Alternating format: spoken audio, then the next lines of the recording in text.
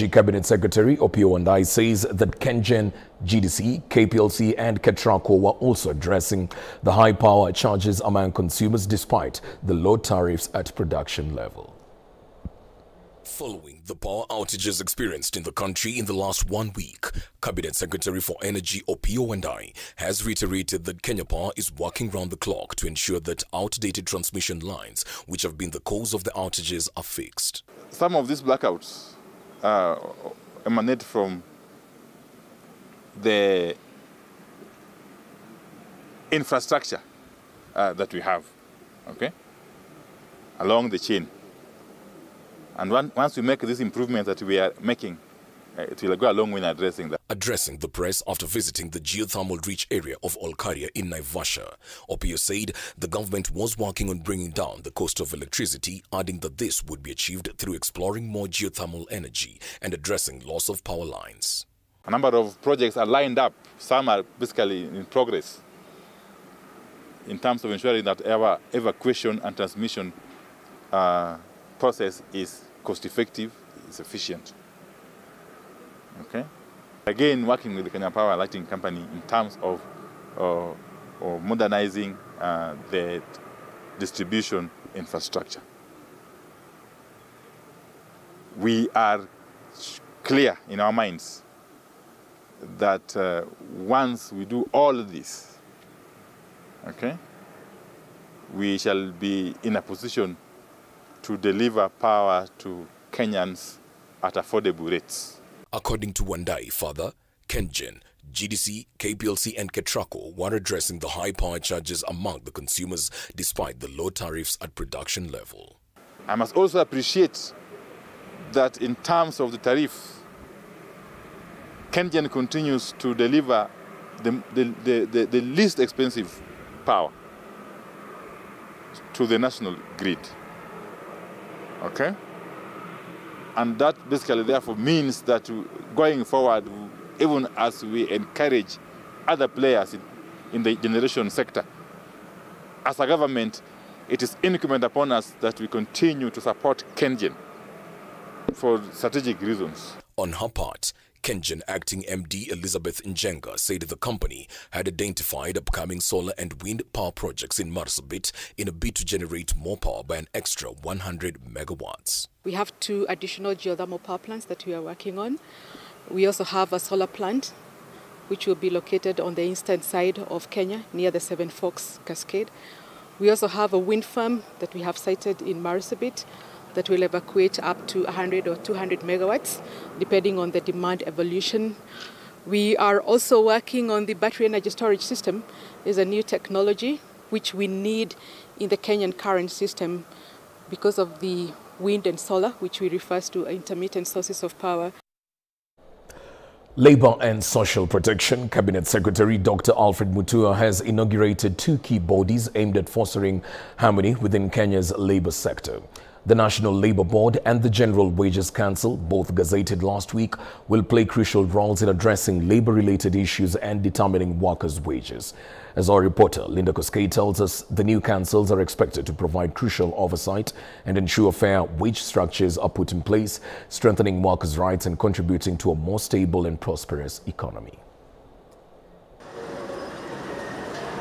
Although Kenya's economy is the largest and most developed in Eastern and Central Africa, 63% of its population lives below the international poverty line. The severe poverty has been attributed to economic inequalities, government corruption, and health problems. To make the situation worse, there is a mismatch between skills and industry needs.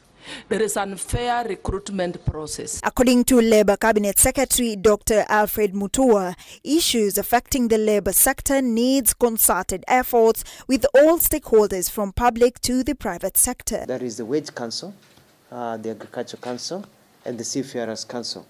These councils are the ones that decide matters that pertain to salaries, way of life, improvement, skill development of workers. The gazettement of the council, which was delayed for more than 3 years, is a key development for Kenya's workers. They are going to agree on the 6% increment of wages to workers in our country, the minimum wage to workers in our country. One of the council's first tasks is to bring all stakeholders on board to finalize the long-awaited implementation of the 6% minimum wage increase, which was agreed upon during Labour Day celebrations in 2023. They are going to sit down and they are going to look at the work that was done by the Labour Board, and they are going to agree on what should be the minimum wage for a security guard, what should be the minimum wage for an agriculture farmer, what should be a minimum wage for this and that. Mutua has further directed two entities, that is the National Labour Board and the General Wages Council, to meet immediately and ensure the wage increase is gazetted in the coming days. If I go through them and I feel they are in tune with what His Excellency the President had in mind and his vision, then I will gazette and will make it law for the wage increase. The National Labour Board, chaired by David Siale, serves as an advisory to the Cabinet Secretary on all labour matters. Up to the task as the National Labour Board to give you the advisory information regarding the trends, changing trends in the labour market. On the other hand, the General Wages Council, led by Bernard Mungata, will be responsible for determining wages, a task that has faced significant delays. The knowledge that we have, we will develop the requisite tools to supervise the wages, the minimum wages that will have been set. Dr. Mutua also announced the gazettement of the Seafarers Wages Council, Agricultural Wages Council and the Protective Securities Council, emphasizing the government's commitment to addressing wage issues across various sectors. Linda Koske, K24 TV. Nairobi Governor Johnson Sakaja seems to be moving in quell to impeachment talks that arrive at County Hall. The UDA governor met Azimio County Assembly members just days after meeting Raila Odinga, a move that is seen as finding favor with the county legislators. Brian Amwai assesses the governor's move amid growing dissatisfaction with his leadership in the county. Nairobi Governor Johnson Sakaja is a man on a mission to protect his political career. Sakaja, who has been the talk of town on the impeachment front, seems to have lost favor with his MCAs who intimated to K24 of plans to oust him from office on grounds of gross misconduct. As the members of the County Assembly prepare to resume sittings on Tuesday and start the process of collecting signatures and support for the UDA governor's impeachment, Sakaja met with opposition allied County Assembly members in what he termed as discussing development matters. However, sources say the governor moved in to quell the impeachment talk that has been termed as imminent. The County Assembly of Nairobi has more ODM and Azimio MCAs compared to the UDA party, making them a huge deal when it comes to deciding the fate of Governor Sakaja. The MCAs meeting comes after Sakaja met ODM party leader Raila Odinga at his Oponda farm over the weekend. Sakaja is said to have fallen out of favor with the President William Ruto, leaving his career hanging on the balance. Vitisho tumezoea kwa muda mrefu, as we are focused on the work we are doing for the people of Nairobi. So please, our team in the executive, our team in the assembly, remain focused. The governor has, however, previously denied such talks, saying such rhetorics will not derail him from working for the people of Nairobi. In working with the opposition MCAs, the county chief says it is his responsibility to involve everyone in the running of the county. Na mimi baba nitatembea na wewe kwa sababu pia Nairobi umenishikilia mkono. Mimi ndo nilianza kuongea mambo ya broad based. Si mnajua hivyo? Na kuna watu wakaanza kunitwanga. From 2022 vile nimeweka serikali ya Nairobi, niliweka mawaziri kutoka ODM na mawaziri kutoka UDA. Wako kwa serikali yangu tayari.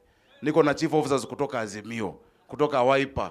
Wale nimekosa tu ni Wajakoya. The first-time governor also expressed his intention to engage with all leaders to foster cooperation and ensure effective service delivery.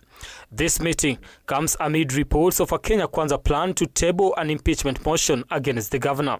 Earlier this month, Sakaja also met with Kenya Kwanza allied MCAs to discuss county matters. Brian Amwai, K24, Nairobi. Well, that report by Brian Amwai brings us to another break. Right on K24 Evening Edition. We'll be back with more in a short while.